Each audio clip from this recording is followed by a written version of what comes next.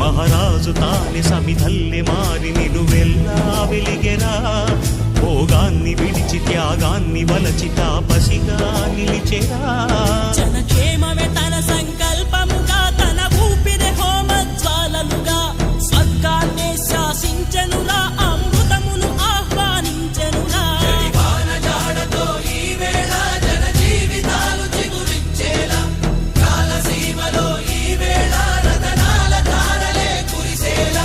కల్లు కల్లు మని సిరిమూవల్లే చినుకే చేరగా, జల్లు జల్లు మని పులకింతల్లు పుడమే పాడగా, హరివిల్లు ఎత్తి కరిమబ్బు వాన బాణాలే వేయని, నిలువెల్ల మంచు వడగళ్ళు తాకి కడగళ్ళే తీరని.